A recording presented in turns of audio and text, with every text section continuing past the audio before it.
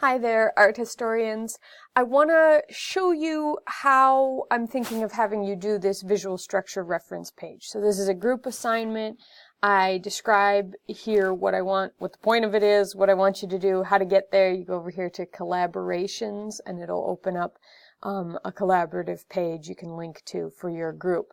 I go into this assignment specifics here, but I'm recording this video because I want to help you understand what this is going to look like, because you're going to open up, the first person to get in here is going to open up a blank page, and your job as a group is to put this blank page together. You can work on this all together on the same day at the same time, or you can work on it in bits and pieces and, you know, have one person work on it in the morning, somebody else works on it the next day or later that day. But what I'm asking you to do is put together a collection of visual structure terminology. First thing I've asked you to do is head your document with visual structure and then define that. So you might write that out. Definition, and then write that definition. Now, I am going to model this for you, but I don't want to give it all away, so I'm not going to use visual structure terms. So I'm going to use kind of nonsense. So understand that everything I'm writing here is wrong. It's just the structure that I want to show you. So my definition for visual structure is bunny rabbits are visual structure. They use bananas to create lunch. All right. Obviously that's wrong. Hopefully you will have a more accurate description. Then I'm going to collect those terms. So find the visual structure terms, and you've found these, you've heard these coming up in different places in different parts of our class so far. So I'm going to start listing my visual structure terms. Remember, mine are incorrect. So bunny rabbits, hares, bananas, lunch, and sandwiches. I might be hungry. All right, so here are my visual structure terms that I've identified. Now, maybe I'm done for now. Maybe I'm going to go take a break, and maybe another classmate's going to come in. And when whether it's the first person or the second person, maybe you notice that actually bunny rabbits and hares are related. So maybe hares is just another word for bunny rabbits. And you know what? We forgot to include tortoises. Tortoises. We're going to work on somebody else can edit this and figure out how to spell tortoises. Whatever.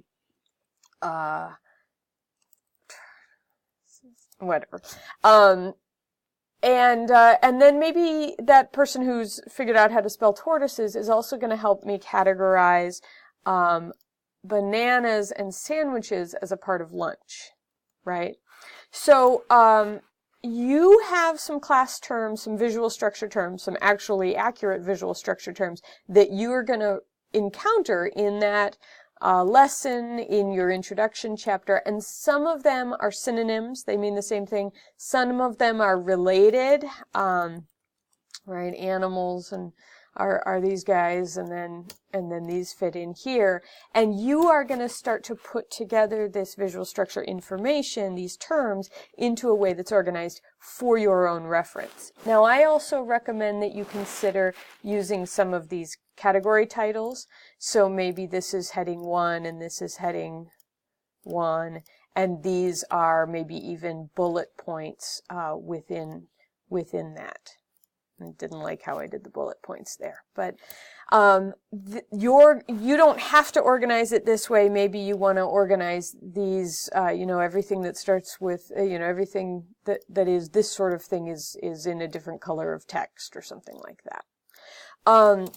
You are then going to continue on. So you're going to take your terms, you're going to organize them in a way that makes sense. You're also going to define them. So you can define these things with text. You can say, we all know what this term is. So,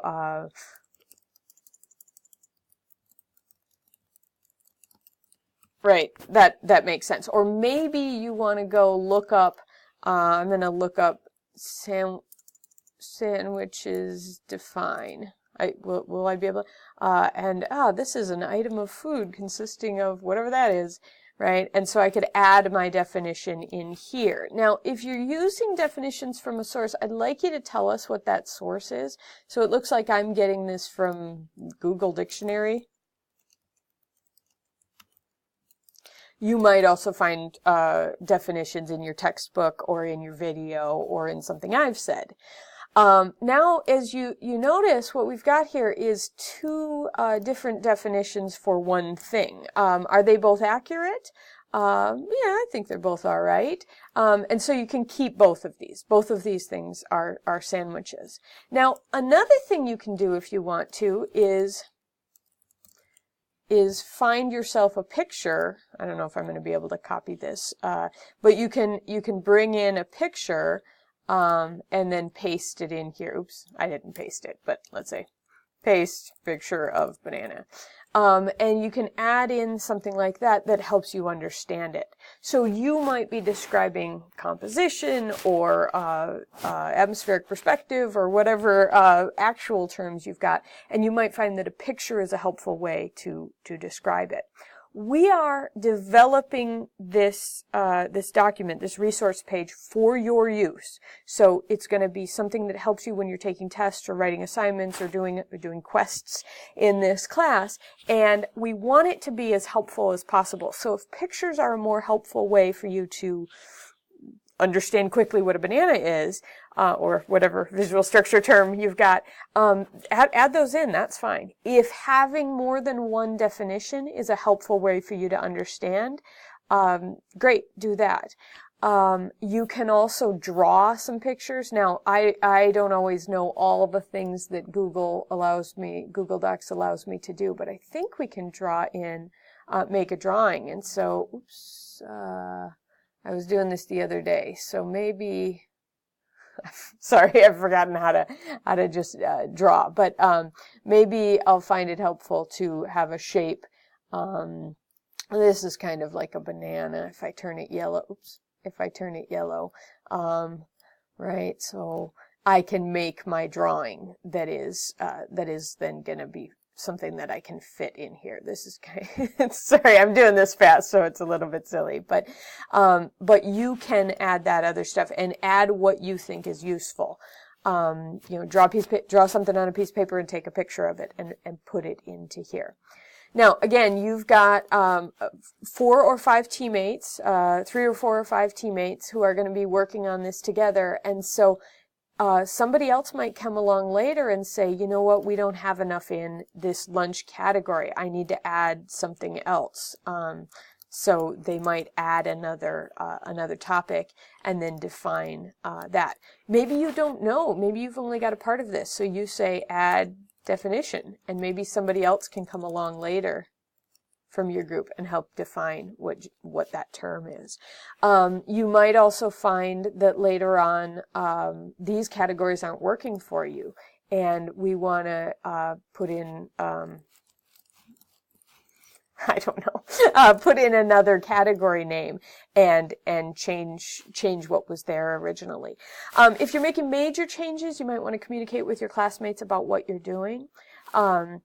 But if what you're doing you think is better, remember that we also have some ways that I can look at what people have done before. You've also got editing, suggesting, viewing, some of these other options, so you can add in some comments into this. So if, you know, I changed this, sorry, it was animals, but I think this is more accurate to say things that are fast and slow, and that way your classmates get a chance to give you feedback on whether that works or not. So I know this is a bit of a silly introduction to this, but again, I didn't want to give away what I want this to look like. I obviously could put one of these together fairly quickly, but I've been working with these terms for longer. By making you put it together, I'm having you go through the process of figuring it out and figuring out what is useful for you, rather than just simply the definition that works for me or the way of describing it that is most clear for me. All right. One other note, this is, as it says down here or up here or in a variety of places, this is a first version of this. We're going to come back to this visual structure resource and edit it after this class. What I'm grading you on for this week is getting a start. So even down here it says they don't have to be perfect, right? Definitions do not have to be perfect yet. We will work on improving them for later, and I will actually give you some comments when I grade this and say, hey, I think you have some issues with your description of bunnies. Maybe you want to look at changing that or something. All right. I'm happy to answer more questions as you get started on this, but I think by just getting started and putting some stuff in there, it'll start to make sense how you put things together, how you arrange them, how do you adjust them. All right. Thank you.